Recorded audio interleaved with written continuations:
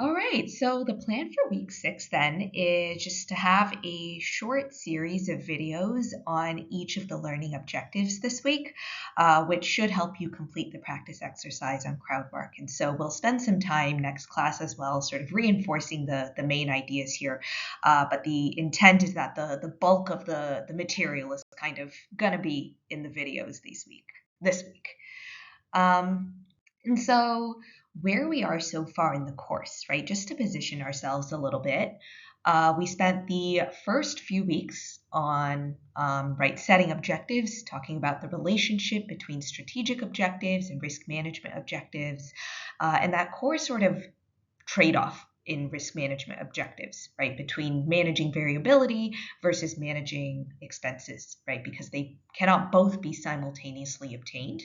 And so, an organization that chooses to accept a higher level of risk then will necessarily be spending less on risk management. We focused on the identification of different elements of risk management problems in different domain settings, right? For example, physical property, legal liability, human capital, and consequential loss exposures. And the reason we sort of delineated them in this way is because these are all areas of practice that actuaries do quite a bit of work in.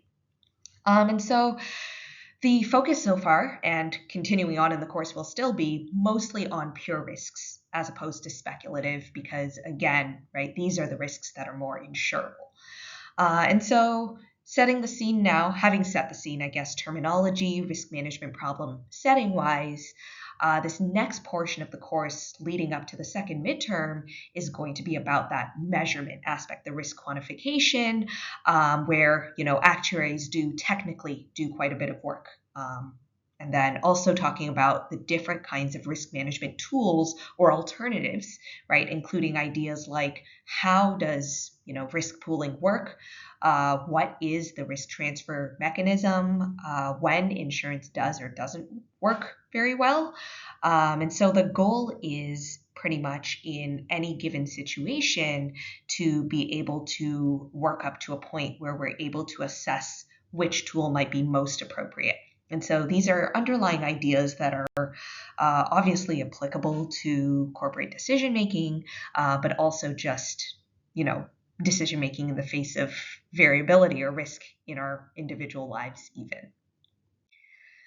And so we know that risk management, right, is a decision making process to minimize the negative effects of risk just because the sheer existence of risk causes us to have to allocate our resources inefficiently compared to if we knew perfectly what was going to happen, which is, never going to be the case.